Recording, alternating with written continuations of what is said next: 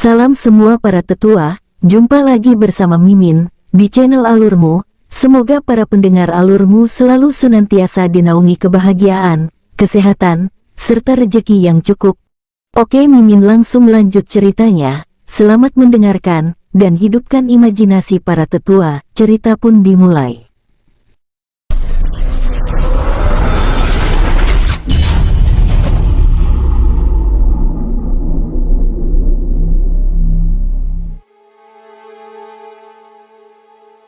Lalu bagaimana dengan diriku? Tanya He Tianba.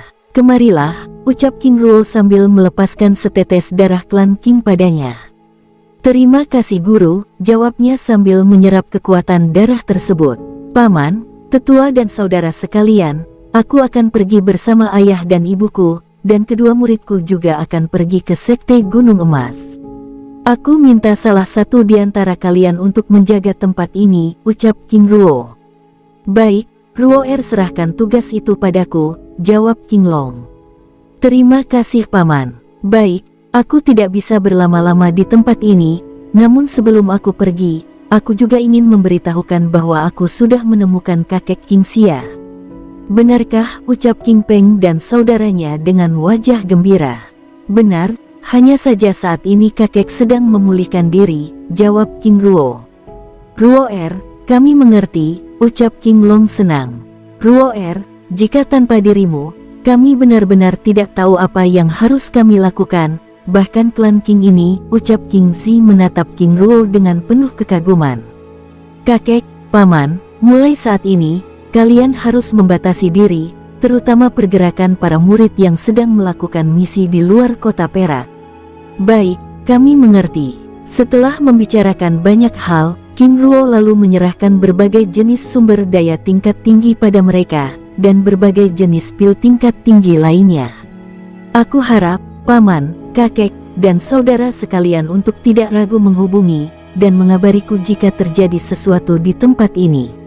Ruo terima kasih, ucap King Long dengan bangga. Baik, kami akan pergi, ucap King Ruo sambil menangkupkan tangannya dengan hormat. Ruo jaga dirimu baik-baik, ucap King Xi menghampiri King Ruo dan memeluknya dengan hangat. Kakek juga, dan kalian semua juga harus berhati-hati. Terus berlatih dan tingkatkan kekuatan dan ingat untuk saling melindungi. King Long dan semua orang yang ada di dalam ruangan itu menganggukkan kepala. Tingxi, Tianba, ucap King Ruo. Baik guru, jawab mereka sambil melepaskan kekuatan jiwa pada altar hitam itu. Altar hitam itu bereaksi dengan memunculkan pusaran angin hitam kemasan yang berisi kekuatan petir. Dengan tenang kedua gadis tersebut melompat ke dalam pusaran angin hitam itu dan lenyap di dalamnya, lalu diikuti oleh King Peng dan Ling Yun. Ayah mertua, ucap King Ruo menghampiri Duan Ren dan berlutut dengan hormat di bawah kakinya. Mohon ikut bersamaku. Duan Ren menggelengkan kepalanya. Ruo bangunlah. Aku akan sangat berterima kasih jika kamu dapat menjaga diri dan melindungi Zilong, Jun dan Ling ucapnya sambil memeluk King Ruo dengan hangat. Ayah mertua tenanglah, nyawaku adalah milik mereka. Aku akan melakukan apapun untuk melindungi mereka. Baik, aku percaya padamu, jawab Duan Ren. Sebelum pergi, King Ruo memberikan cincin penyimpanan pada Duan Ren. Ayah mertua, jaga dirimu baik-baik, ucapnya sambil menangkupkan tangannya dengan hormat. Setelah berbasa-basi dan berpamitan kepada semua orang, King Ruo lalu mengaktifkan altar hitam itu, dan memasuki pusaran angin hitam yang muncul di atasnya. Tubuhnya lenyap ke dalam lorong dimensi ruang dan waktu. Setelah King Ruo benar-benar pergi, King Long dan semua orang yang ada di tempat itu lalu melanjutkan pembicaraan mereka mengenai tindakan yang akan mereka lakukan. Kita harus segera bergerak dan lebih tanggap untuk menyikapi masalah yang sedang terjadi saat ini.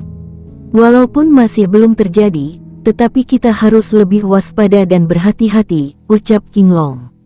Di dalam lorong dimensi ruang dan waktu, King Ruo menggunakan kekuatan puncaknya yang tidak terikat oleh ruang dan waktu menyusul King Peng dan Ling Yun. Tubuhnya muncul di sisi mereka berdua. Ruo ayah bahkan tidak mengetahui tingkat kekuatanmu. Suamiku, berdasarkan lingkaran kekuatannya, saat ini Ruoer sudah berada di tingkat ranah Raja Dewa tingkat menengah, ucap King Ling menjelaskan. Apa? Ucap King Peng menatap King Ruo dengan terkejut. Ayah, reaksimu begitu berlebihan, ucap King Ruo sambil tertawa. Hais, apakah kamu ingin meledek? Itu adalah tingkatan yang sangat kuat, aku bahkan tidak berani memimpikannya. Aku yakin ayah bisa melakukannya. Tapi apakah ayah sudah bertemu dengan kakek Lingzong? Tentu saja. Lalu apakah ayah tahu tingkatan kultivasinya? King Peng menggelengkan kepalanya. Kakek saat ini sudah berada di tingkat ranah Kaisar Dewa tingkat menengah. Jika saja aturan ruang dan waktu tidak mengikat kekuatan semua orang, aku yakin tidak ada yang akan berani menyinggung klan Ling. Tetapi hal itu juga membawa hal baik, karena aturan itu menahan serangan orang-orang dari daratan ilahi, ucap Ling Yun menimpali. Benar, ayah, ibu, saatnya kalian mengetahui rahasiaku, ucap King Ruo sambil membuka dimensi dunia jiwa dengan memunculkan pusaran angin biru di hadapan mereka. Ruoer ini, ayah, ibu, masuklah. Baik, jawab mereka lalu memasuki pusaran angin biru dan lenyap di dalamnya. Setelah King Peng dan Ling Yun memasuki dunia jiwa, King Ruo lalu bergerak menyusul He Tianba dan Biandui Tingzi. Di dalam dunia jiwa, King Peng dan Ling Yun muncul di Villa Bambu Emas. Kedatangannya di tempat itu disambut oleh semua orang dengan hormat. Nenek, ucap Yong Jun menghamburkan diri memeluk Ling Yun yang terlihat keheranan. Walaupun demikian dia dengan cepat menyesuaikan diri dan memeluk Yong Jun dengan hangat. Jun kamu semakin besar.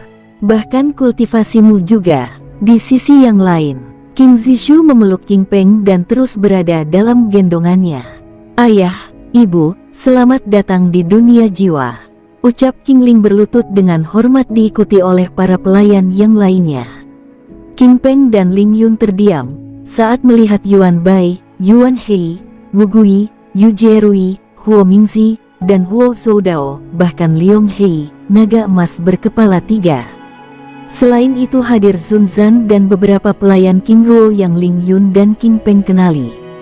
Hormat pada ayah dan ibu agung penguasa muda. Aku Huo Soudao, ucap kilin api ungu itu memperkenalkan diri. Hormat pada ayah dan ibu agung penguasa muda. Aku Yuan Bai. Satu persatu mereka berlutut memberi hormat dan memperkenalkan diri. Bahkan Husan dan Huli Bai juga hadir sambil membawa Hu Qing dalam gendongannya. Setelah semua orang di tempat itu selesai memperkenalkan diri, King Ling lalu membawa King Peng dan Ling Yun ke dalam villa bambu emas. Nenek, saat ini kita ada di dunia jiwa ayah. Paman Zan akan menjelaskannya, ucapnya sambil tetap berada di gendongan Ling Yun. Dunia jiwa, Jun jadi selama ini kamu. Benar nenek, selama ini aku dan ibu selalu berada di dunia jiwa ayah. Nanti nenek dan kakek, serta bibi kecil tinggal di istana giok biru bersamaku, ucapnya dengan wajah memohon. Lalu bagaimana dengan tempat ini, ucap Ling Yun menggodanya. Nenek, tempat ini akan menjadi aula kultivasi. Baiklah, ucapnya sambil tersenyum lembut. Selain itu, kakek buyut King Xia juga ada di dalam dunia jiwa. Apa? King Peng terkejut. Ayah, kakek ada di aula kultivasi, jawab Zishu. Benar, mohon kakek tidak mengganggu kakek buyut, karena saat ini sedang memulihkan diri. Baik, jawab King Peng senang. Di dalam aula villa bambu emas, mereka berbincang-bincang santai, mendengarkan penjelasan Zin dan Zan, sambil menikmati makanan dan minuman yang disediakan oleh Su Zia dan Sulai. Zishu, ucap Ling Yun menatap sang putri yang tersenyum-senyum kecil. Ibu, aku sudah lama tahu, tetapi kakak memintaku untuk merahasiakannya terlebih dahulu, ucapnya. Ling Yun menganggukkan kepalanya. Ruoer pasti punya alasan, ucapnya lembut sambil berbincang-bincang dengan santai. Di tempat lain, di dalam lorong dimensi ruang dan waktu, King Ruo muncul di belakang He Tianba dan Biandui Tingzi. Guru, lorong dimensi ruang dan waktu altar kuno ini benar-benar stabil. Di mana guru mendapatkannya? Dunia neraka kuno, jawab King Ruo santai. Apa? Jadi guru pernah memasuki dunia neraka kuno? Tentu saja. Aku harap kalian berdua jangan pernah memasuki tempat itu. Karena aturan ruang dan waktunya yang berbeda. Selain itu, dunia neraka kuno adalah tempat yang benar-benar tidak bersahabat. Adapun altar kuno ini merupakan artefak tingkat tinggi yang diciptakan oleh para penguasa yang ada di dunia itu, jawab King Ruo menjelaskan. Baik guru, Tingzi, aku punya murid baru. Apakah dia gadis atau Beikin, gadis kecil sama sepertimu, jawab King Ruo sambil tersenyum kecil. Guru, aku sudah besar, ucapnya dengan wajah cemberut. Baiklah, baiklah. Selain dirimu, ada Jincha dari klan Jin, Raja Gurun Duyu, tetapi statusnya murid sekte bukan murid pribadiku. Lalu berapa banyak murid guru? Kamu yang pertama, lalu Beikin yang kedua. Guru, apakah Beikin lebih kuat dari kami berdua? Itulah alasannya aku mengatakannya. Aku ingin kalian berdua membimbingnya. Baik guru, Tianba, apakah ada sesuatu? Tanya King Ruo. Guru, aku ucapnya dengan ragu. Katakan saja, aku rindu guruku. King Ruo tersenyum hangat dan mengusap kepala murid istrinya itu dengan lembut. Tenanglah, kamu akan bertemu dengannya. Baik guru. Tidak lama kemudian, mereka akhirnya melihat cahaya putih pada ujung lorong. Sus, mereka keluar dari lorong dimensi ruang dan waktu, dan muncul di taman belakang istana wakil pemimpin puncak utama, Sekte Gunung Emas. Guru, ini, tanya Tingzi menatap tempat itu kagum, dengan aura spiritual dan begitu kental membuatnya begitu tenang dan nyaman. Menjaga dan merawat tempat ini akan menjadi tugas kalian berdua, ucap King Ruo. Baik guru, jawab mereka dengan penuh semangat. Tiba-tiba seorang gadis mendatangi tempat itu, menatap King Ruo dengan heran. Beikin, kemarilah. Baik, jawabnya gugup dan penasaran. Tingzi, dia adalah murid baruku, ucap King Ruo memperkenalkannya. Guru, ucap Beikin berlutut memberi hormat pada King Ruo. Dia tidak menyangka bahwa jika sosok yang ada di hadapannya tersebut adalah sang guru, karena sebelumnya saat di klan Bei, King Ruo menggunakan tampilan wajah Lin Ran. Beikin, dia adalah murid pertamaku, dan murid pertama istriku. Beikin memberi hormat pada senior, ucapnya sambil menangkupkan tangannya dengan hormat. Saudari Qin, aku Biandui Tingzi. Aku Hetianba, ucap mereka memperkenalkan diri dengan hormat. Baiklah, aku pergi dulu. Kalian bertiga silakan lanjutkan pembicaraan. Baik guru, sus. King Ruo menghilang dari pandangan mereka. Wah, tempat ini begitu indah. Aku suka sekali, ucap Tingzi berlari-lari sambil menghirup udara segar di tempat itu. Saudari Tianba, apakah saudari Tingzi memang seperti itu? Benar, dia adalah orang yang sangat periang dan pemberani. Lalu tadi guru, aku yakin kamu baru melihat wajahnya. Saudari benar, ucapnya menunduk malu. Wajah guru King Ruo yang baru saudari lihat, itu adalah wajah aslinya. Guru ternyata sangat muda dan tampan. Aku rasa juga demikian, ucapnya sambil tersenyum kecil. Bahkan murid pertama guru juga sangat cantik, ucap Beikin sambil menatap Tingzi yang sedang berlari-lari kecil. Saudari Beikin juga sangat cantik, ucap Hetianba membuat Beikin tersipu malu. Di tempat lain, King Ruo muncul di dalam kamar istana. Sus, King Ling keluar dari dunia jiwa. Kakak Ruo, ada apa? Hetianba sangat ingin bertemu denganmu, ucap King Ruo sambil menatap King Ling dengan lekat. Baik, aku akan menemuinya. Setelah King Ling keluar dari kamar, King Ruo lalu ikut meninggalkan tempat itu. Di taman belakang istana, King Ling muncul, di tempat itu menatap Tingzi, Tianba dan Beikin yang sedang berbincang-bincang di gazebo taman. Guru, ucap Hetianba dan Tingzi menghamburkan diri, memeluk King Ling dengan haru. Guru, aku rindu, ucap Hetianba, menangis terseduh. Kekacauan karena kehadiran aliran hitam di wilayah barat yang telah menewaskan sang ayah, He Zhouchun Raja Kota Fengkuang menjadikannya sebagai seorang yatim piatu. Namun kehadiran Qingling mampu menghadirkan kehangatan dan kasih sayang layaknya seorang ibu, terlebih lagi sikap Qingling yang begitu hangat padanya. Aku juga rindu, Tianba maaf tidak dapat bersama kalian, ucapnya sambil membelai rambut mereka berdua dengan lembut. Di tempat lain, Beiqin terdiam, menatap pemandangan yang ada di hadapannya. Guru Qingling ternyata sangat cantik, batinnya sambil menghampiri Qingling. Guru, aku Beiqin, murid guru Qing Ruo, ucapnya sambil berlutut dengan hormat. Beiqin, berdirilah, jawab Qingling dengan lembut. Terima kasih guru. Qingling lalu membawa mereka menuju gazebo taman dan berbincang-bincang santai melepas rindu. Di tempat lain, Qing Ruo muncul di dalam aula istana utama Sekte Gunung Emas, menemui Patriark Mo Lin yang ternyata sedang berbincang-bincang dengan Meng Tian, wakil pemimpin puncak Gunung Utara. Ruo ucap mereka berdua bersamaan menyambut kedatangan Qing Ruo dengan gembira. Patriark, wakil pemimpin, ucapnya sambil memberi hormat. Duduklah, ucap Mo Lin. Terima kasih Patriark. Ruo kebetulan sekali karena kami baru saja membahas mengenai tindakan orang-orang dari Pagoda Emas 3 lantai yang ingin memasuki sekte beberapa waktu sebelumnya, ucap Mo Lin.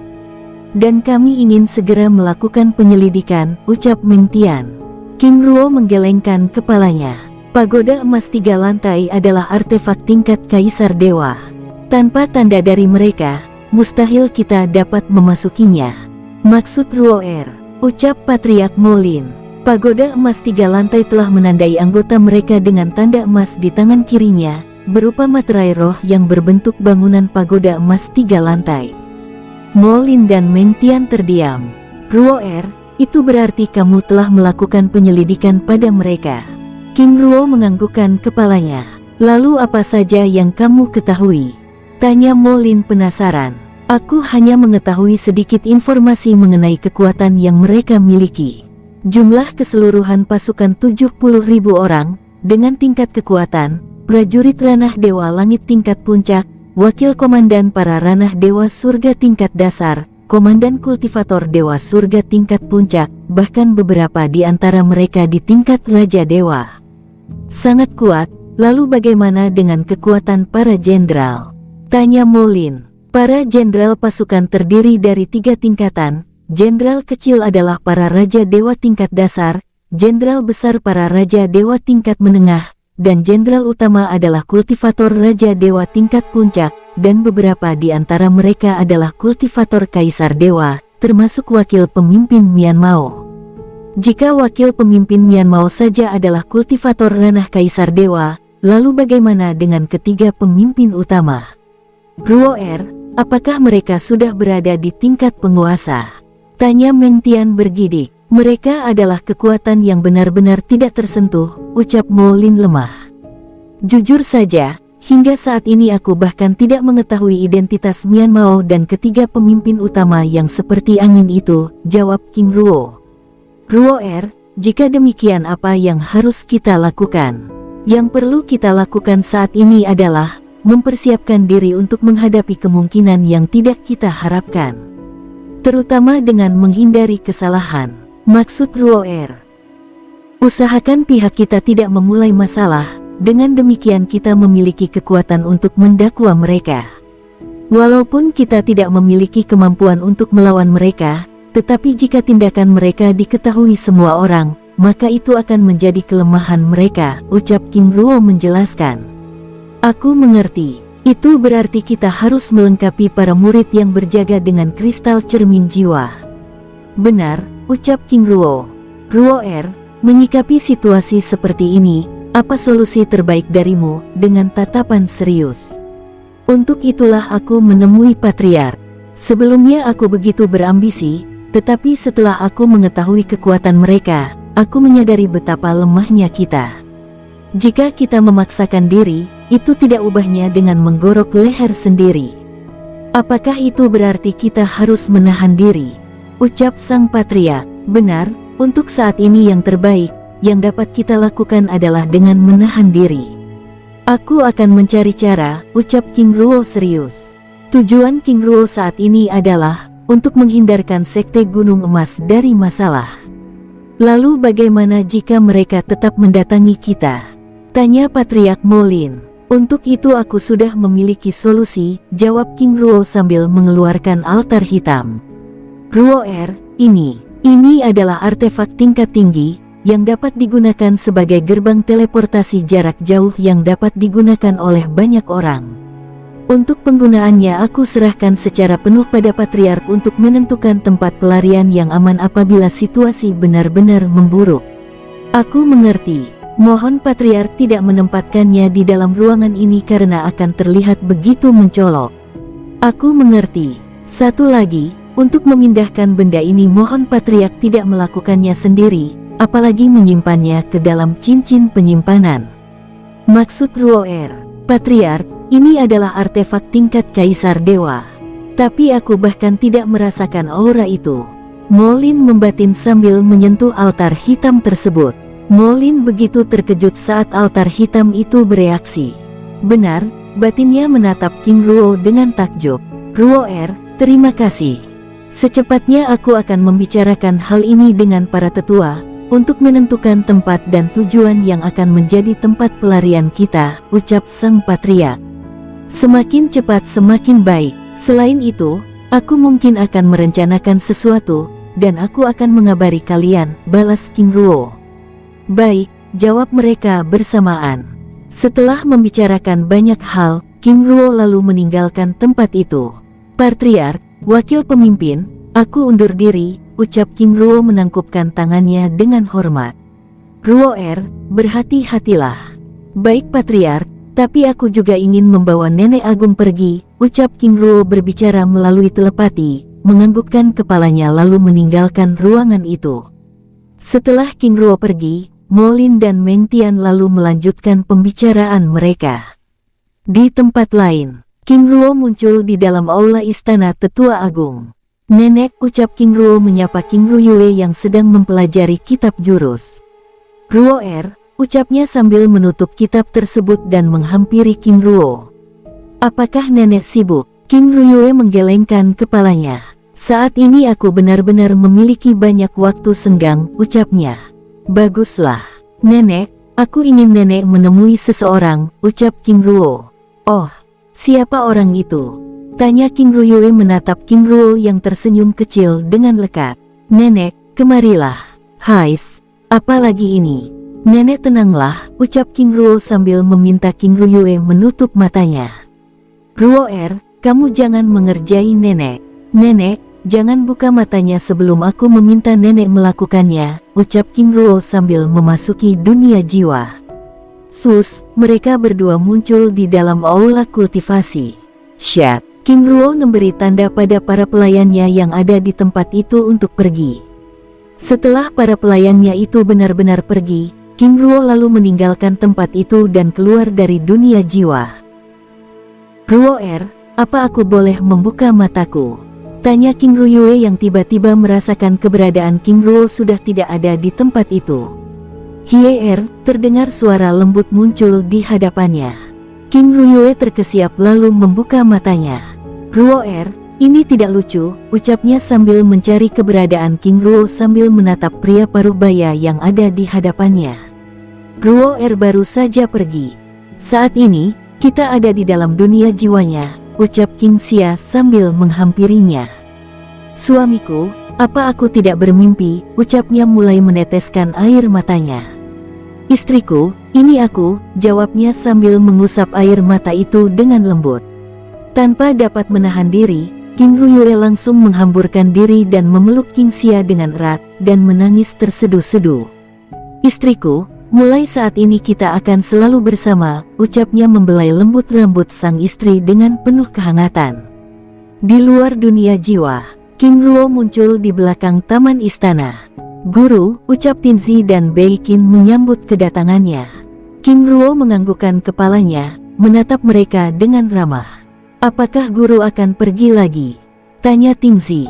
Benar, ada banyak hal yang segera aku kerjakan, dan sifatnya mendesak. Aku harap kalian terus berlatih dengan giat dan menjadi semakin kuat, supaya dapat melindungi diri dan orang lain, ucap King Ruo.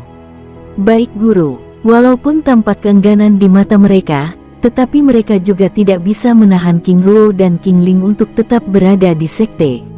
Baik, kami akan pergi. Baik guru, jaga diri kalian, ucap Tingzi. Setelah berpamitan, King Ruo lalu membawa King Ling bergerak meninggalkan tempat itu. Sus, mereka berdua muncul di atas langit sekte. Ling maaf. Kakak, aku mengerti, jawabnya. King Ruo mengecup keningnya, lalu membuka dimensi dunia jiwa. Kakak, berhati-hatilah, ucap King Ling sambil memasuki dunia jiwa. Setelah King Ling memasuki dunia jiwa, King Ruo lalu mengeluarkan lencana teratai biru. Lencana berbentuk teratai biru tersebut bergetar dan memunculkan pusaran angin berwarna biru keemasan. King Ruo lenyap di dalamnya.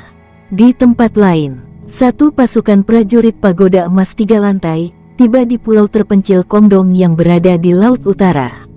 Dipimpin seorang komandan, mereka akhirnya menemukan gua yang King Ruo gunakan sebagai tempat pengalihan sebelumnya. Setelah bersusah payah menghancurkan mantra formasi yang melindungi tempat itu, mereka akhirnya tiba di dalam gua. Pembantai teratai gelap, mereka semakin penasaran dengan sajak yang muncul di setiap dinding, serta senjata yang ada di tengah ruangan itu. Jejak aura ini, ucap seorang prajurit. Benar, ini adalah aura yang sangat kuat, ucap sang komandan, sambil terus memeriksa tempat itu.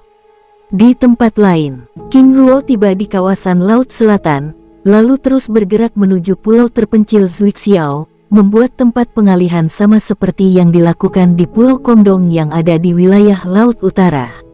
Setelah selesai membuat tempat pengalihan di tempat itu, King Ruo lalu bergerak lagi ke berbagai tempat secara acak, dan melakukan hal yang sama dengan menempatkan sajak di setiap dinding gua, dan senjata yang ditandai dengan mantra pencari jejak.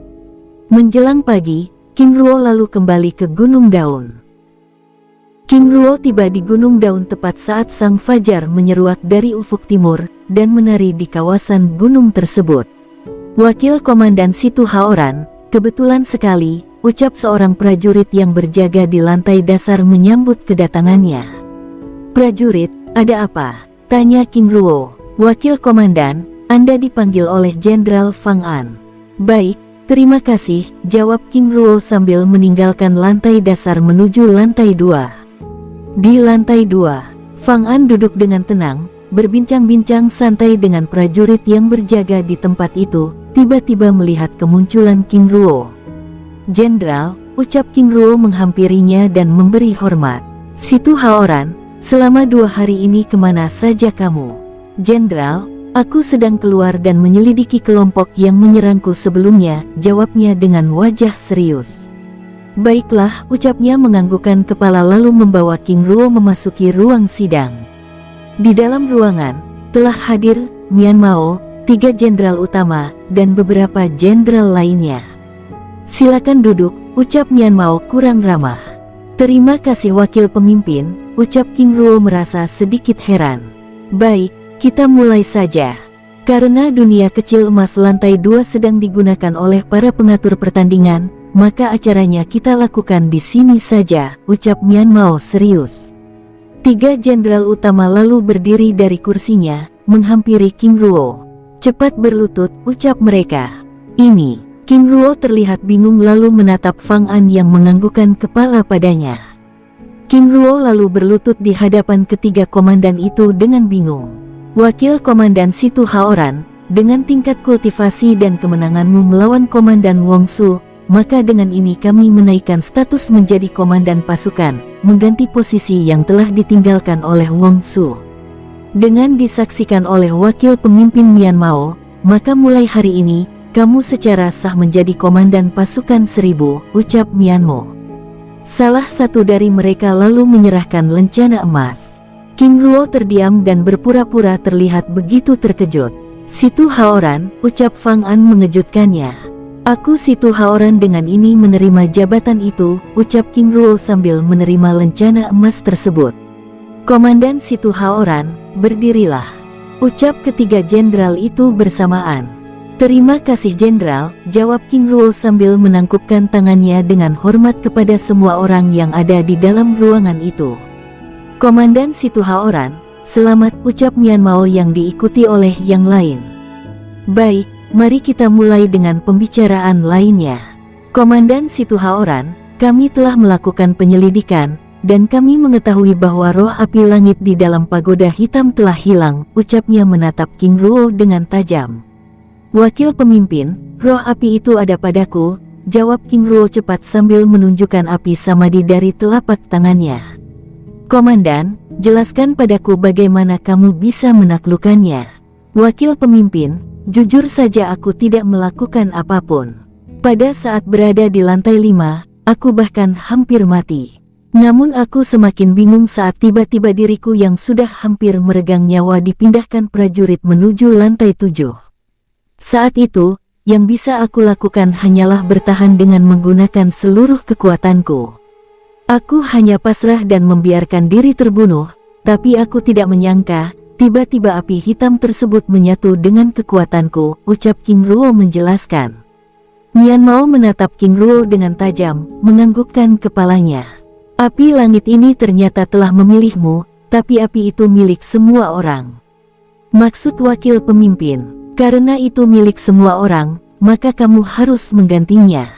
Apa? Tapi wakil pemimpin, aku bahkan tidak mencurinya, jawab King Ruo dengan wajah keberatan. Benar, walaupun kamu tidak mencuri, tetapi tetap saja kamu telah memilikinya dan itu artinya kamu harus mengganti sesuatu yang hilang dengan sesuatu yang baru. King Ruo terdiam, menatap Mian Mao dan semua orang yang ada di dalam ruangan itu dengan kecewa. Di mana aku bisa mendapatkan api yang memiliki kekuatan yang sama dengan api langit, ucapnya pelan.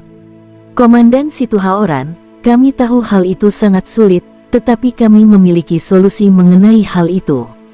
Kamu dapat menggantinya dengan roh api teratai biru.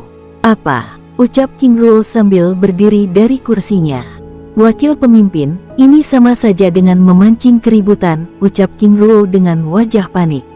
Oleh karena itu kamu harus melakukannya dengan diam-diam.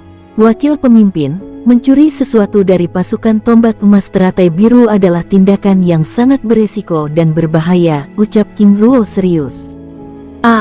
Bajingan, Mian Mao kau benar-benar keterlaluan, tunggu saatnya tiba aku sendiri yang akan memenggal kepalamu. King Ruo membatin murka, kami telah menyepakati hal itu, dan kami tidak mau tahu bagaimana cara kamu melakukannya. Selain itu, kamu juga harus menangkap pemimpin kelompok pembantai teratai gelap. Anggap saja kamu membayar api langit yang kamu ambil dan status baru yang kamu dapatkan. Wakil pemimpin, mencuri api teratai biru, aku, ucapnya dengan wajah ragu. Lalu siapa kelompok pembantai teratai gelap itu? Tanya King Ruo sambil mengerutkan keningnya. Komandan Situ Haoran, hal itu telah diputuskan, dan kami tidak mau tahu bagaimana kamu mendapatkannya. Baiklah, pertemuan ini aku akhiri. Mengenai kelompok pembantai teratai gelap, silakan menghubungi Komandan An Leng, ucapnya lalu meninggalkan ruangan itu. Wakil pemimpin, misi untuk mencari pemimpin kelompok pembantai teratai gelap aku terima, tetapi mencuri api teratai biru, aku. King Ruo tiba-tiba terdiam menghentikan kata-katanya saat melihat Mian Mao dan 3 jenderal utama yang mengikutinya meninggalkan tempat itu tanpa menoleh padanya. Jenderal, ucap King Ruo menatap Fang An yang masih berada di tempatnya. Fang An hanya bisa terdiam dan menggelengkan kepala. Haoran, lakukan tugasmu dengan hati-hati, ucapnya sambil menepuk pundak King Ruo lalu pergi. King Ruo terdiam seorang diri. Mian Mao bangsat, aku akan menghancurkanmu. King Ruo membatin sambil meninggalkan tempat itu. Mimin geser ceritanya. Di dunia kecil emas lantai dasar. Di dalam aula istana besar, An Leng duduk di sudut ruangan dengan wajah muram, menatap para komandan lainnya yang begitu bersemangat menonton acara kejayaan sekte dari kristal dunia. Komandan An Leng, apa yang membuat wajahmu begitu muram? Seharusnya komandan senang, Karena murid Sekte Gunung Emas itu pasti akan memenangkan pertempuran ini, ucap Suiki menghampirinya. Ya, aku sangat senang, dan itu berarti aku akan mendapat setengah taruhan dari saudara Situ Haoran dengan wajah datar. Hais, apakah ini ada hubungannya ucapnya dengan misi kalian kemarin? Fiuh, ucapnya mendesah panjang, lalu menganggukkan kepalanya. Pembantai teratai gelap, kelompok itu membuat kamu pusing karena telah berani mencuri mutiara es dan merusak penjara hitam di Pulau Xingxi, jawab An Leng menjelaskan. Saat mereka berdua sedang berbincang-bincang, tiba-tiba King Ruo muncul di dalam ruangan itu dan menghampirinya. Wakil Komandan Situ Haoran, selamat, sepertinya Anda akan memenangkan taruhan ini, seorang komandan menyapa King Ruo dengan ramah. Benar, Wakil Komandan Situ Haoran benar-benar beruntung, ucap Suiki dengan senyum terpaksa. Hush, saudara ketinggalan informasi. Saat ini, saudara Situ Haoran telah menjadi komandan pasukan 1000, menggantikan Komandan Wong Su sebelumnya, ucap seorang komandan tersenyum menatap King Ruo. Apa? Semua orang yang ada di dalam ruangan itu terkejut, menatap King Ruo dengan hormat. Saudara Situ Haoran, apakah benar? Tanya seorang komandan. King Ruo menganggukkan kepalanya pelan sambil menunjukkan lencana emas yang baru saja dia terima sebelumnya. Selamat, selamat, ucap mereka menangkupkan tangannya satu persatu memberi selamat pada King Ruo. Saudara sekalian, terima kasih, jawab King Ruo sambil menangkupkan tangannya. Saudara Situ Haoran, selamat, ucap An Leng celeng dengan senyum ramahnya. Terima kasih saudara, kebetulan sekali aku ingin berbicara denganmu, ucapnya menatap An Leng dengan serius. Denganku, benar, sebaiknya kita mencari tempat yang tenang dan nyaman. Baik, bagaimana jika di kediaman saudara saja? Benar, lagi pula tempat itu masih belum ditempati oleh orang lain, ucapnya sambil membawa An Leng meninggalkan tempat itu.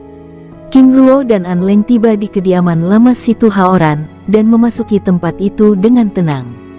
Di dalam aula istana, saudara An Leng, mengapa wajahmu begitu murung? Tanya King Ruo mengawali percakapan mereka.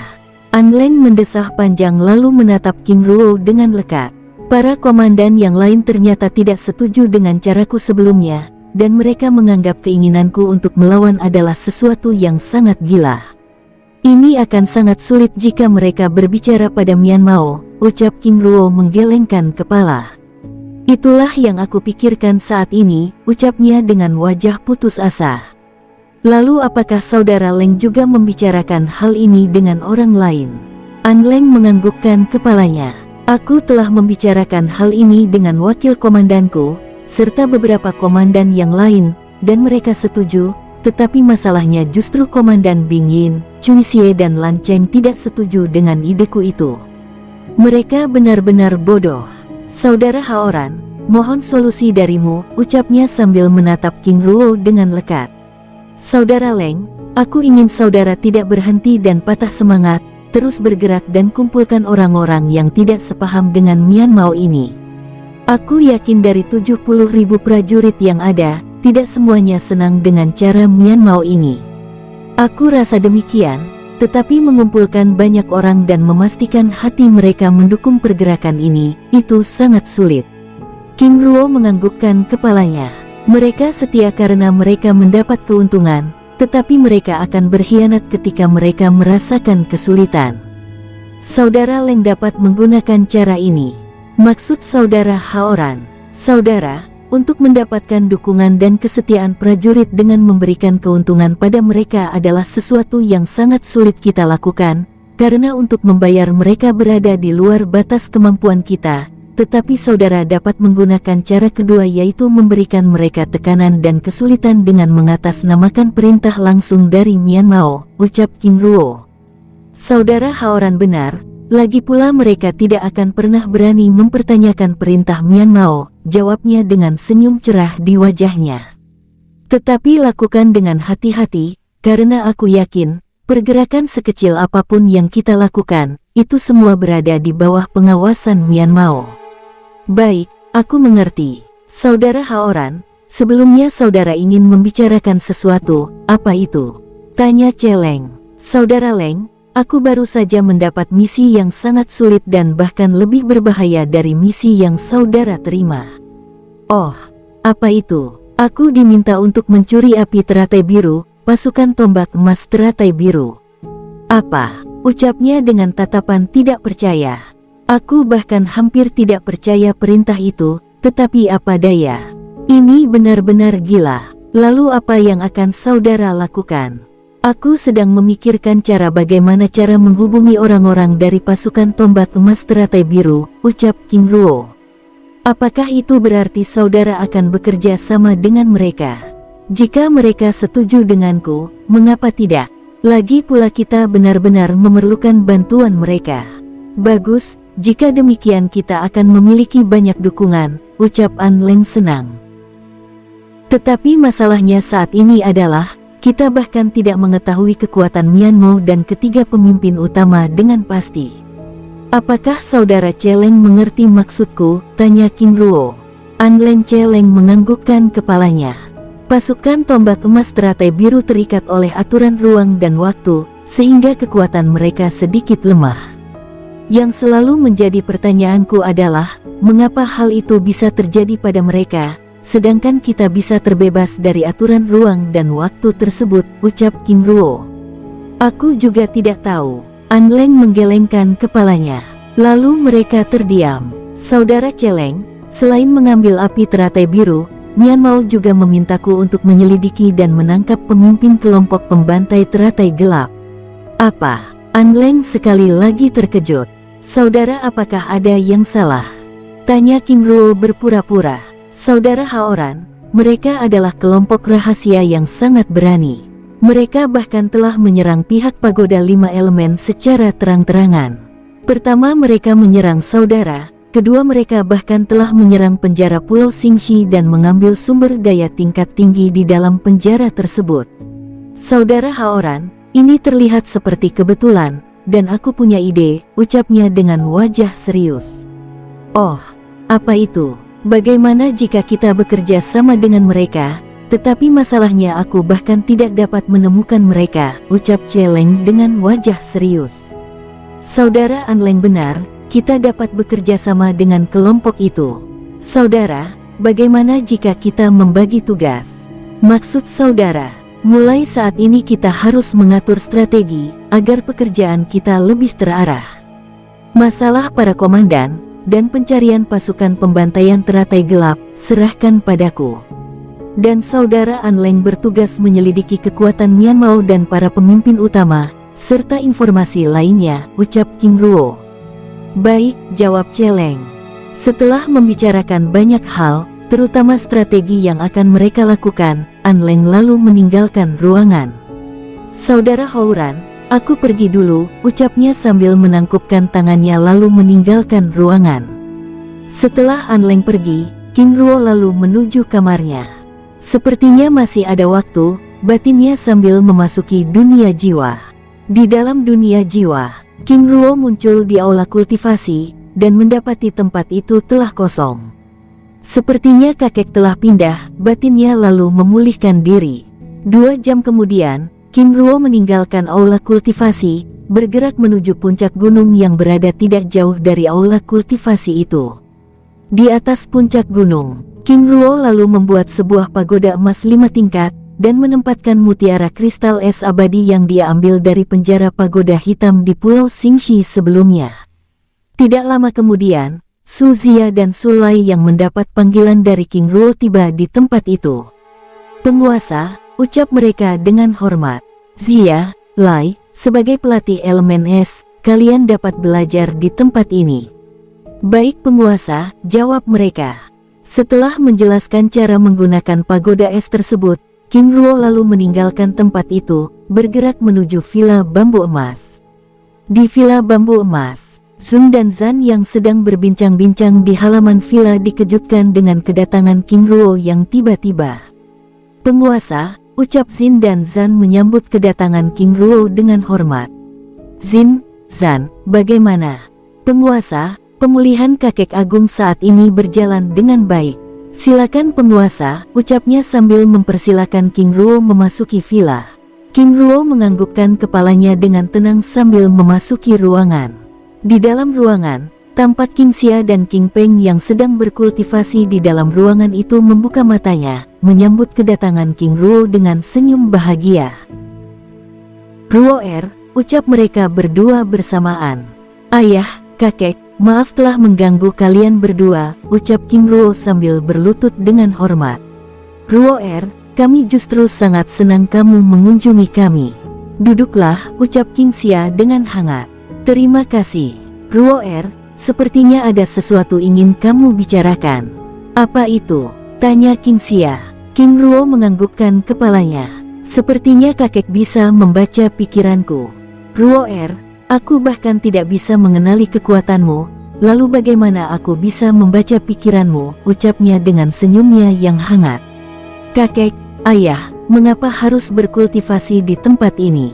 Bukankah aula kultivasi? Ruo, ini adalah tempat yang sangat nyaman dan kami berdua menyukainya. Ruo, terima kasih, ucap King Xia dan King Peng bersamaan. King Ruo menganggukkan kepalanya. Baiklah, Ruo, katakan saja tujuanmu menemui kami. Kakek, bagaimana kakek bisa berakhir di dalam penjara Pulau Xingxi?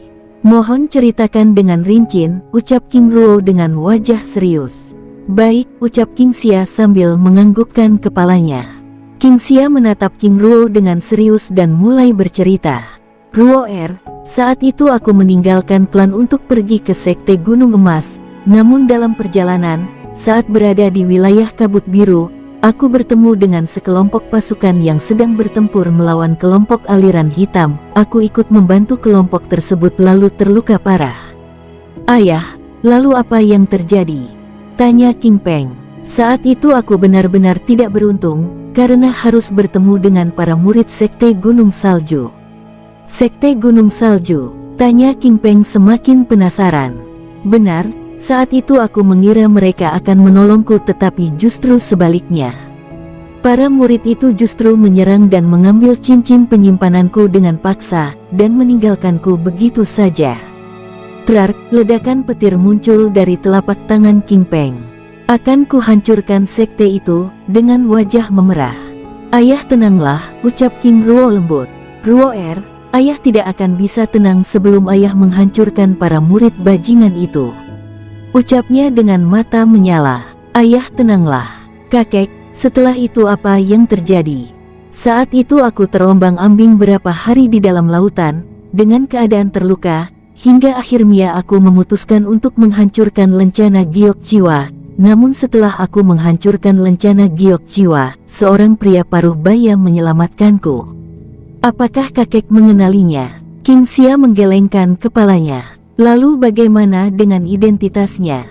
Saat itu pria paruh baya tersebut begitu ramah, namun hal itu berubah saat aku mengatakan bahwa aku berasal dari kota Perak, dan dia mulai menanyakan banyak hal. Lalu apa yang kakek katakan padanya? King Xia menggelengkan kepalanya. Melihat keramahannya yang hilang, aku menutup mulutku dan memilih untuk tidak berbicara. Walaupun demikian, aku sempat mengatakan jika aku berasal dari klan King, dan tiba-tiba tetua tersebut membawaku ke sebuah pulau terpencil dan memenjarakanku, hingga akhirnya kamu tiba, ucapnya sambil menatap King Ruo dengan lekat. King Ruo terdiam, berusaha menghubungkan dan menyimpulkan cerita tersebut. Apakah dia Mian Mao? Batin King Ruo. Kakek, pada saat berada di dalam penjara tersebut, apakah pria paruh baya tersebut melakukan sesuatu hal yang aneh? King Xia menggelengkan kepala, namun tiba-tiba dia teringat sesuatu. Saat itu, pada saat kami mendekati Pulau Es, pria paruh baya tersebut tiba-tiba menggunakan topeng emas, dan prajurit yang berada di tempat itu memanggilnya dengan nama wakil pemimpin, ucap King Xia menjelaskan. Dek, jantung King Ruo berdetak cepat. Apakah itu tampilan Mian Mao? King Ruo membatin, mengingat wajah pria paruh baya yang dia lihat dari mutiara mata lautan di istana Giok Naga Barat, Weng Ao. Selama kakek berada di penjara itu, apa saja yang dilakukan oleh pria paruh baya tersebut? Tanya King Ruo. Tetua itu terus menanyakan banyak hal, terutama mengenai klan King dan dirimu, serta terus memaksaku berbicara, dengan mengancam akan menyerang kota Perak.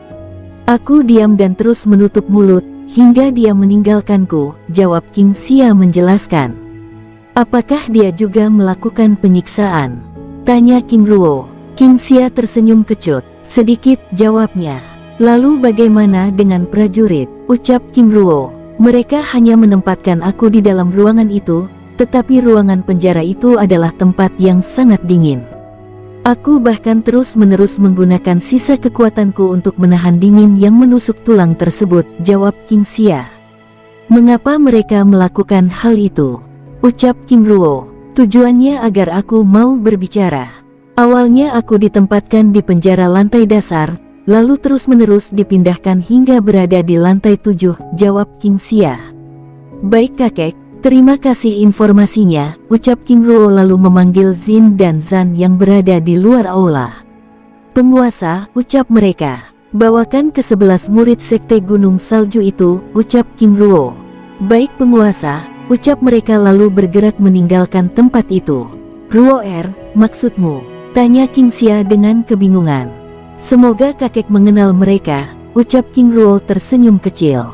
Saat mereka sedang berbincang-bincang di dalam ruangan itu, Xin dan Zan kembali menemui mereka. Penguasa mereka sudah ada di halaman. Baik, jawabnya sambil membawa King Xia dan King Peng keluar dari ruangan. King Xia tampak begitu terkejut. Ayah, siapa mereka? Tanya King Peng. Mereka adalah murid sekte Gunung Salju yang menyerangku saat itu, jawabnya dengan kemarahan yang menyala. Apa? Ucap King Peng terkejut dan murka. Ayah, kakek, aku akan pergi. Aku serahkan mereka pada kalian berdua, ucap King Ruo sambil berlutut dan menangkupkan tangannya. Baik, jawab King Peng dan King Xia bersamaan menatap kepergian King Ruo, lalu menghampiri para murid tersebut. Kalian benar-benar keterlaluan, ucap King Xia dengan murka, dan mematahkan kaki para murid itu satu persatu. Tuan, ampuni kami Tuan, ucap para murid tersebut meraung kesakitan. Tangisan kalian itu membuatku semakin bersemangat, ucap King Peng sambil mengeluarkan pisau kecil dari cincin penyimpanannya. Tuan, bunuh saja kami Tuan, ucap mereka. Di mana keberanian kalian yang begitu berani menyerang ayahku saat itu? Hari ini aku King Peng akan membuat kalian merasakan penderitaan yang pernah ayahku rasakan. Tuan, ampuni kami Tuan, terus memohon pengampunan. Ayah, serahkan mereka padaku, ucap King Peng sambil menusukkan pisau tersebut pada mata salah satu murid. Baik, jawab King Xia sambil bergerak meninggalkan tempat itu kembali ke dalam aula untuk berkultivasi. Dari dalam ruangan, King Xia dapat mendengar suara teriakan dan tangisan para murid tersebut yang semakin keras dan bersahut-sahutan. Di tempat lain, King Ruo yang setelah keluar dari dunia jiwa meninggalkan ruangannya, menuju istana utama untuk melihat perkembangan pertarungan di dunia kecil. Komandan Situ Haoran, ucap para komandan pasukan yang ada di tempat itu menyambut kedatangan King Ruo. Bagaimana perkembangan pertandingan ini seluruhnya? Tanya King Ruo. Sepertinya masih sulit diprediksi, terutama mereka yang berada di tingkat Dewa Bumi dan tingkat Dewa Langit, tetapi di tingkat rendah, komandan bisa lihat sendiri, jawabnya sambil menunjuk murid sekte Gunung Emas. Di dalam dunia kecil, tampak Silong yang bertindak sebagai pemimpin, membawa para murid sekte Gunung Emas beserta ratusan para murid sekte aliran putih bergabung bersama mereka, bergerak ke berbagai arah, menyerang para murid sekte aliran hitam dan menjarah sumber daya yang ada di dunia kecil. Zilong benar-benar bisa diandalkan, King Ruo membatin lalu mengamati si Meilu yang kini juga telah berhasil mengumpulkan para murid sekte aliran putih lainnya. Zilong, kakak, semoga kalian baik-baik saja, batinnya lalu meninggalkan tempat itu. Sebenarnya King Ruo sangat ingin melihat pertandingan tersebut tetapi apa daya, pekerjaannya lebih penting dari hal itu. Sehingga dia hanya bisa berharap para murid sekte Gunung Emas dapat bertahan dan memenangkan pertandingan tersebut. Komandan Situ Haoran, baru saja datang tetapi sudah mau pergi lagi. Ayolah, Luangkan waktu sedikit saja menikmati pertandingan ini, ucap seorang komandan memanggil King Ruo. Komandan Cui Xie, Komandan Bing Yin, kebetulan sekali, batinnya menatap kedua komandan yang juga mendapat perintah langsung dari Mian Mao, sama seperti An Leng Celeng dan dua komandan lainnya. Di mana Komandan Lan Cheng dan Yue Yin? King Ruo membatin sambil mencari kedua sosok itu. Komandan Cui Xie, Komandan Bing Yin, aku juga sangat ingin menikmati acara ini dengan santai, tapi aku apa daya, aku sedang ada misi. Jika sekedar ingin membincangkan satu dua hal, aku masih memiliki waktu. Bagaimana kalau kita mencari tempat yang nyaman, jawab King Ruo ramah. Maaf komandan, kami tidak ingin meninggalkan acara ini, jawab Bing Yin, yang merupakan salah satu komandan wanita di dalam lingkaran petinggi pasukan pagoda emas 3 lantai. Nona Bing Yin, sepertinya aku tertarik dengan misi yang diberikan oleh wakil pemimpin Mian Mao itu, ucapnya berbicara melalui telepati, menatap Bing Yin dengan serius. Bing Yin tampak begitu terkejut, menatap King Ruo dengan lekat, lalu mengalihkan pandangannya pada Cui Xie. Cui Xie dan Bing Yin menatap King Ruo dengan lekat. Komandan Haoran, ini adalah misi rahasia, bagaimana Anda mengetahuinya? Tanya Bing Yin heran. King Ruo tersenyum kecil.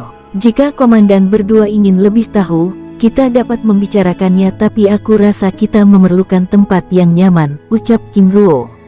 Cui Xie dan Bing Yin sekali lagi saling berpandangan, lalu menganggukkan kepalanya. Komandan Cui Xie, aku juga ingin Anda memanggil Komandan Lan Cheng dan Yue Yin. Baik, jawabnya sambil bergerak meninggalkan tempat itu. Dengan tenang, King Ruo lalu membawa kedua komandan itu menuju kediaman Situ Haoran. Mari komandan, ucap King Ruo membawa mereka memasuki istana kecil tersebut. Komandan Haoran, apakah tempat ini boleh digunakan, lalu apakah tempat ini aman? Tanya Bing Yin ragu. Komandan Bing Yin, walaupun tempat ini bukan menjadi milikku, tetapi selama belum ditempati, kita masih bisa menggunakannya. Lagi pula kita masih tidak bisa memasuki dunia kecil lantai 2, ucapnya sambil menciptakan perisai perlindungan. Cui Xie dan Bing Yin menganggukkan kepalanya. Komandan Situ Haoran benar, ucapnya sambil memasuki ruangan istana dan duduk pada kursi yang tersedia. Dengan santai, King Ruo lalu mengeluarkan sebotol minuman dari dalam cincin penyimpanan, dan menuangkannya. Oh, aroma minuman ini. Cui Xie dan Bing Yin membatin, menatap King Ruo dengan penasaran. Tanpa memperhatikan tatapan Cui Xie dan Bing Yin yang bahkan sudah tidak dapat menahan diri, King Ruo dengan santainya langsung meneguk minuman itu. Ah, ucapnya puas. Bajingan ini, apakah dia sengaja melakukannya? Cui Xie membatin kesal. Dengan tenang King Ruo lalu sekali lagi menuangkan minuman itu pada gelas lainnya. Komandan Sui, Komandan Bing Yin, ucap King Ruo sambil menyodorkan minuman itu. Komandan Situ Haoran ini, tenanglah, ini adalah minuman terbaik yang aku miliki. Lagi pula kalian sudah melihatku meminum, ucap King Ruo sambil menyesap minumannya dengan santai. Komandan Haoran, maksud kami arak apa ini? Tanya Bing Yin sambil meraih gelas itu dan menghirup aroma minuman itu.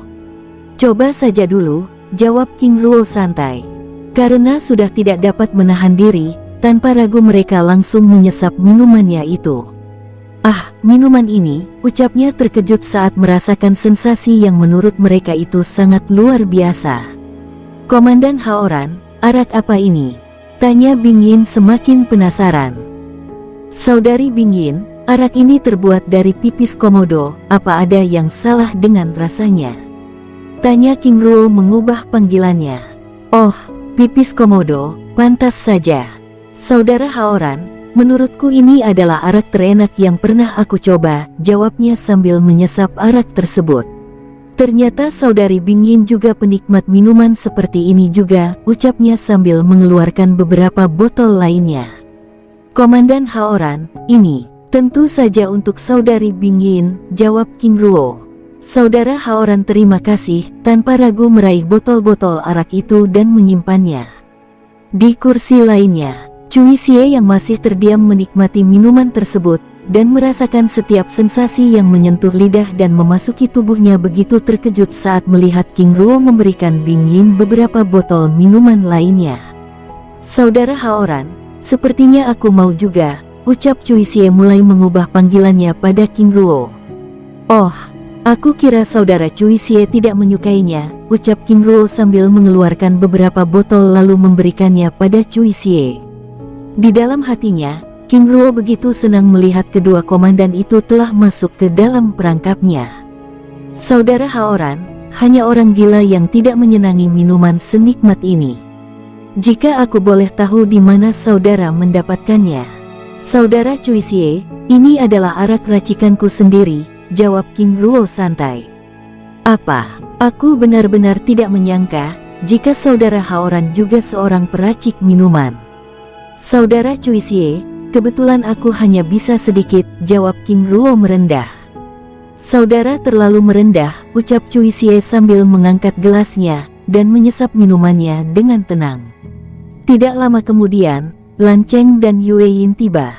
Saudara Cui Xie, Haoran, saudari Bing Yin, maaf membuat kalian menunggu, ucap Lan Cheng memasuki ruangan sambil menangkupkan tangannya. Saudara Lan Cheng, saudara Yue Yin, kami juga baru tiba, jawab King Ruo mempersilahkan mereka memasuki ruangan. Terlihat kedua komandan itu saling berpandangan dengan wajah penasaran saat hidung mereka mencium aroma minuman yang begitu kentara. Saudara Haoran, aku mencium aroma minuman yang begitu luar biasa, ucap Lan Cheng dengan wajah riang.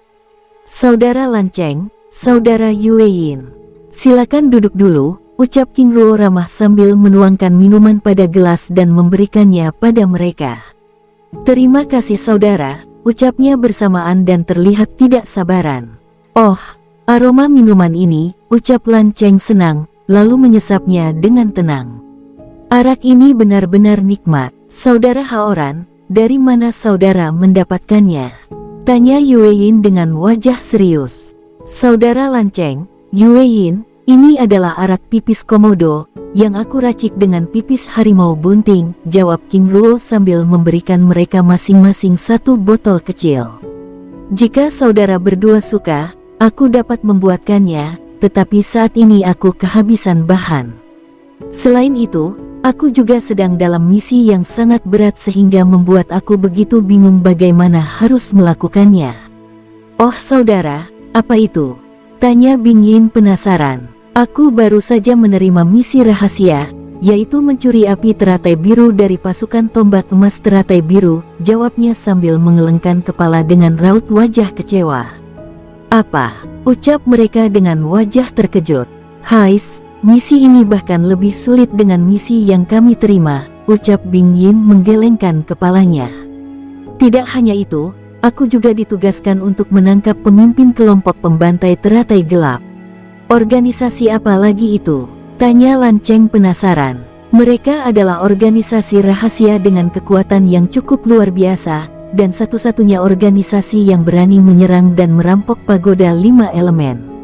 Pertama mereka menyerangku di wilayah Sekte Gunung Salju, lalu mereka juga merampok mutiara kristal es di Pulau Xingxi, dan membunuh tawanan wakil pemimpin Myanmar yang ada di dalam penjara. Kelompok itu sungguh berani, ucap Bing Yin menggelengkan kepala. Jika demikian, apa pendapat kalian mengenai hal ini? Tanya King Ruo dengan raut wajah kebingungan. Dari semua misi yang ada, aku rasa semuanya masih masuk akal, namun mencuri api teratai biru, itu benar-benar misi bunuh diri, ucap Cui Xie yang diikuti anggukan kepala Bing Yin dan yang lainnya. Jika saudara sekalian yang berada di posisiku saat ini, apa yang akan kalian lakukan? Tanya King Ruo dengan wajah serius. Tiba-tiba ruangan itu menjadi hening. Mereka saling berpandangan dan terlihat sedang memikirkan solusi yang tepat untuk menjawab pertanyaan tersebut. Ini benar-benar misi bunuh diri. Jika saudara Haoran benar-benar melakukannya, maka bukan hanya nyawa saudara yang terancam, tetapi perdamaian antara pasukan tombak emas dengan pagoda 5 elemen akan berujung pada peperangan. Lan Cheng berpendapat. Saudara Lan Cheng benar-benar berpandangan luas, Tetapi saudara tidak melihat hal itu dari sisi yang lainnya, ucap King Ruo. Maksud saudara Haoran, saudara tidak melihat bahwa misi ini adalah sebuah tindakan pribadi yang memanfaatkan kekuatan orang lain. Jika aku tertangkap, apakah wakil pemimpin Myanmar akan menolongku? Aku rasa tidak, ucap King Ruo pelan. Aku mengerti, dan aku juga yakin dia akan mengatakan masalah itu sebagai tindakan pribadi, dan pada akhirnya saudara adalah kambing hitam.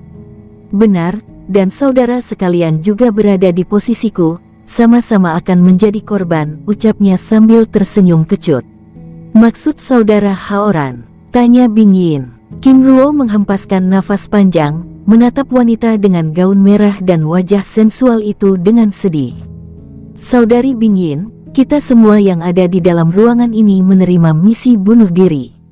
Saudara Haoran, mohon penjelasannya, ucap Cui Xie dengan penasaran.